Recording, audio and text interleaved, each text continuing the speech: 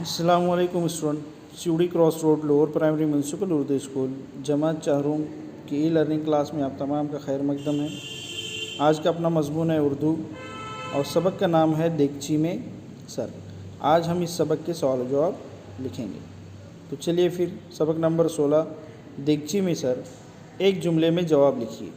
سوال نمبر 1، نصیبن کون تھی؟ جواب، نصیبن گوٹا بن کر پیٹ پالنے والی ایک بیوہ عورت تھی۔ نمبر 2، ٹما کیسا لڑکا تھا؟ جواب، ٹما ایک بے ڈھنگا اور بد سلیقہ لڑکا تھا۔ سوال نمبر 3، ڈنڈے سے دیگچی توڑنے میں کیا خطرہ تھا؟ جواب، ڈنڈے سے دیگچی توڑنے میں سر میں چوٹ آنے کا خطرہ تھا۔ سوال نمبر 4، بچے کے سر سے دیگچی کس نے نکالی؟ جواب، بچے کے سر سے دیگچی منشی جی نے نکالی۔ سوال نمبر 5، دیگچی نکل جانے کے بعد سب کو حیرت کیوں ہوئی؟ جواب، دیگچی نکل جانے کے بعد سب کو حیرت ہوئی کیونکہ وہ لڑکا ٹما نہیں بلکہ کوئی اور تھا۔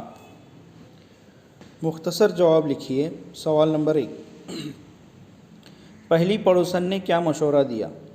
جواب، پہلی پڑوسن نے مشورہ دیا کہ بچے نے صبح سے کچھ کھایا نہیں، اسے ایک کیلا کھلا دو۔ سوال نمبر 2، ٹما کو پانی پلانے کی کیا ترکیب بتائی گئی؟ جواب، ٹما کو پانی پلانے کی یہ ترکیب بتائی گئی کہ تھوڑی دیر کے لیے ٹانگیں پکڑ کر الٹا کر دو، پھر دیگچی میں پانی ڈالو، خود ہی پی لے گا۔ سوال نمبر 3، لڑکے کے سر میں پھنسی دیگچی نکالنے پر بوڑھی اماں نے کیا کہا؟ لڑکے کے سر سے دیگچی نکالنے پر بوڑھی اماں نے کہا، اے ہاں سچ مچ یہ تو کوئی اور ہی لڑکا ہے، ارے نصیبن یہ دیگچی بھی تو ہماری نہیں، کیا عقل پر پتھر پڑ گئے تھے؟ ذیل کے جملے کس نے کہے؟ لکھیے۔ جملہ نمبر 1، اس لڑکے نے تو ناک میں دم کر رکھا ہے۔ جواب، یہ جملہ نصیبن نے کہا ہے۔ جملہ نمبر 2، اری تو نکال کیوں نہیں دیتی؟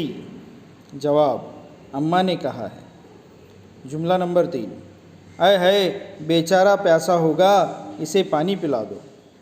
جواب، یہ جملہ دوسری پڑوسن نے کہا۔ جملہ نمبر 4، گھبرانے کی کوئی بات نہیں، میں ابھی دیگچی نکالے دیتا ہوں۔ جواب، یہ جملہ منشی جی نے کہا۔ جملہ نمبر 5، میں تو یہاں ہوں اماں۔ جواب، یہ جملہ ٹما نے کہا۔ ذیل کے محاوروں کو مناسب خالی جگہوں میں استعمال کیجیے۔ پہلے کوشچن میں دیے گئے محاورے ہیں، ناک میں دم کرنا، دانت پیسنا، ٹس سے مس نہ ہونا، گھر سر پر اٹھانا۔ نمبر 1، مزدوروں نے اپنی ساری طاقت لگا دی مگر چٹان ٹس سے مس نہ ہوئی، مطلب اپنی جگہ سے نہ ہلی۔